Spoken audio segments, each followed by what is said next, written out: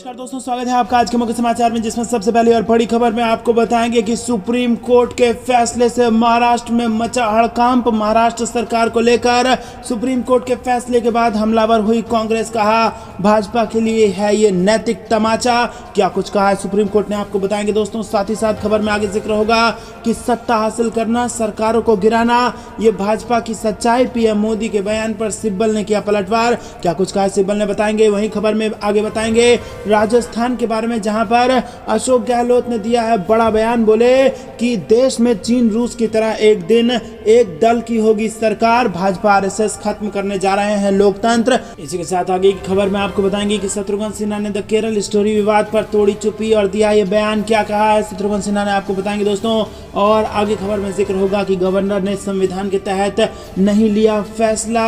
महाराष्ट्र के सियासी संकट पर बोला सुप्रीम कोर्ट। दोस्तों हर एक खबर की गहराई में आपको ले जाएंगे, लेकिन उससे पहले अगर आपको भी ऐसा लगता है कि कर्नाटक के बाद राजस्थान और मध्य प्रदेश में बन रही है कांग्रेस की सरकार, तो वीडियो को लाइक करके कमेंट में लिखिए जय हिंद। और रोज की इस प्रकार की खबरों के लिए चैनल को सब्सक्राइब करके बेल आइकन दबाइए। दोस्तों रुक करते हैं सबसे पहले और बड़ी खबर की तरफ। महाराष्ट्र सरकार को लेकर सुप्रीम कोर्ट के फैसले के बाद हमलावर हुई कांग्रेस। कहा भाजपा के लिए है ये नैतिक तमाचा। जहां दोस्तों कांग्रेस ने महाराष्ट्र में महाविकास अघाड़ी सरकार गिरने और सामने आए राजनीतिक संकट से जुड़े मामले में सुप्रीम कोर्ट के फैसले को भाजपा के लिए कानूनी, राजनीतिक और नैतिक तमाचा करार देते हुए गुरुवार को कहा कि अब राज्य विधानसभा को एकनाथ शिंदे गुट के विधायकों को अयोग्य ठहराए जाने की मांग वाले आवेदन पर फैसला करना चाहिए। पार्टी प्रवक्ता अभिषेक मनु सिंघवी ने यह दावा भी किया कि अगर महाराष्ट्र विधानसभा अध्यक्ष राहुल नार्वेकर फैसला करते हैं तो शिंदे गुट के विधायकों को अयोग्य ठहरना होगा। दोस्तों रुक करते हैं अगली ब्रेकिंग न्यूज की तरफ। सत्ता हासिल करना, सरकारों को गिराना है भाजपा की सच्चाई।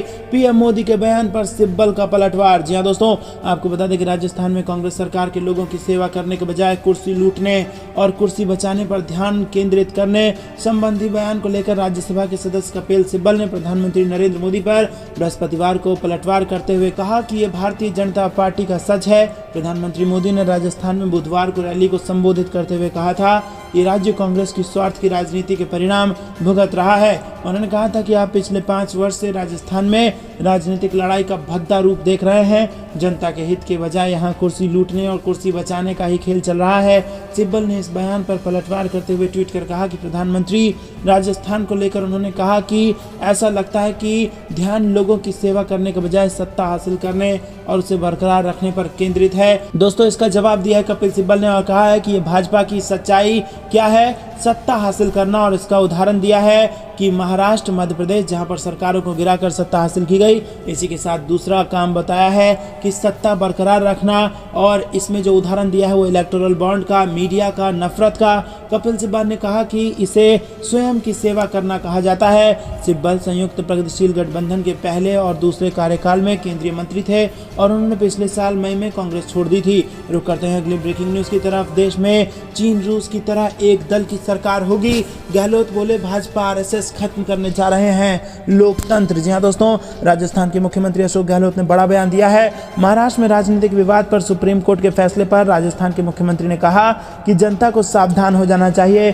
कुछ लोग देश में अस्थिरता लाना चाहते हैं और लोकतंत्र को खत्म करने में लगे हुए हैं। कहा कि वहां विधायकों की जो हॉर्स ट्रेडिंग हुई है उस पर ये एक तरह से कड़ा तमाचा लगाया गया है। बीजेपी और आरएसएस के जो फासिस्ट लोग हैं उनको सुप्रीम कोर्ट के फैसले से कोई मतलब नहीं है। अशोक गहलोत ने कहा कि कर्नाटक में भी, महाराष्ट्र में भी, मध्य प्रदेश में गिराई सरकार, हमारी सरकार बच गई, वरना हमारे यहाँ भी वही होता जो उन्होंने वहाँ किया।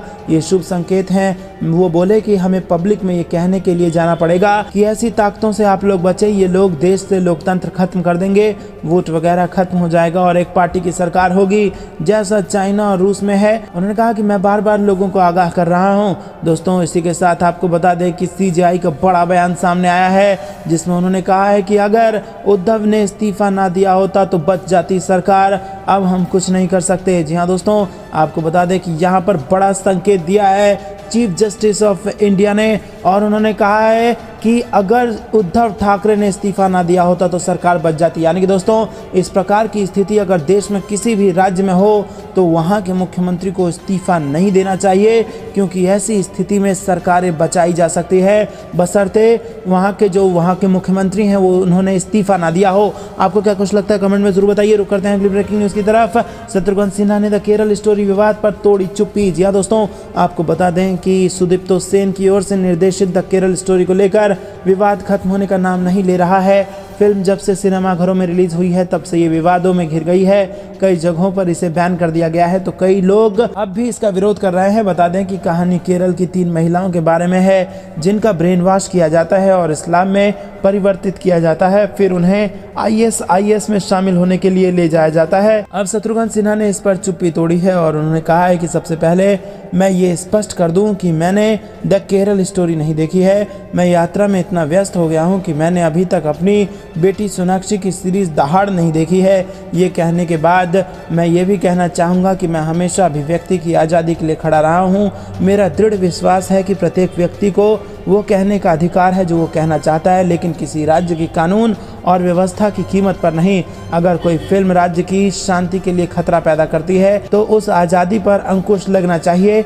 अभिव्यक्ति का अधिकार है, प्रशासन का अधिकार भी है। दोस्तों, आपको बता दें कि शत्रुघ्न सिन्हा अपनी पार्टी की नेता ममता बनर्जी द्वारा फिल्म पर प्रतिबंध लगाने पर भी उन्होंने कहा कि हाँ, ममता बनर्जी दूर की सोच वाली नेता हैं। अगर उन्हें लगता है कि फिल्म द केरल स्टोरी कानून और व्यवस्था की स्थिति पैदा कर सकती है तो इसके पास इसका कारण होना चाहिए। वो भी हमेशा अभिव्यक्ति की आज़ादी के लिए खड़ी रही हैं। अगर उन्हें लगता है कि फिल्म एक निश्चित वर्ग के लोगों के लिए खतरनाक है तो उन्हें वो करने का पूरा अधिकार है, और जो उन्हें सही लगता है। मेरे लिए मैं हमेशा स्वतंत्रता के अधिकार के लिए खड़ा रहा हूं।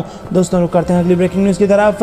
गवर्नर ने संविधान के तहत नहीं लिया फैसला, महाराष्ट्र के सियासी संकट पर बोला सुप्रीम कोर्ट। जी हां दोस्तों, महाराष्ट्र के राजनीतिक संकट पर सुप्रीम कोर्ट की 5 सदस्यीय संविधान पीठ ने मामला 7 जजों की पीठ को सौंपने का फैसला किया है और इसी के साथ कोर्ट ने इस मामले में कई अहम टिप्पणियों की हैं और सुप्रीम कोर्ट ने माना है कि महाराष्ट्र के राज्यपाल का निर्णय भारत के संविधान के अनुसार नहीं था। जी हां दोस्तों, जो बड़ी बातें सुप्रीम कोर्ट ने कही है उसमें कहा गया है कि मामला बृहद पीठ को सौंप दिया गया है। विधायकों के पास विधानसभा की कार्रवाई में हिस्सा लेने का अधिकार होगा। वहीं इसी के साथ जो दूसरी बड़ी बात कही वो ये है कि तत्कालीन राज्यपाल ने शिंदे गुट के 34 विधायकों के अनुरोध पर फ्लोर टेस्ट कराने के निर्देश दिए थे। सुप्रीम कोर्ट ने इस पर कहा है कि फ्लोर टेस्ट कराने का उनका फैसला सही नहीं था, क्योंकि राज्यपाल के पास इस निष्कर्ष पर पहुंचने का कोई ठोस आधार नहीं था कि उद्धव ठाकरे बहुमत खो चुके हैं। इसी के साथ शीर्ष अदालत ने कहा कि चूंकि उद्धव ठाकरे ने फ्लोर टेस्ट का सामना किए बिना ही इस्तीफा दे दिया था, इसीलिए सुप्रीम कोर्ट ने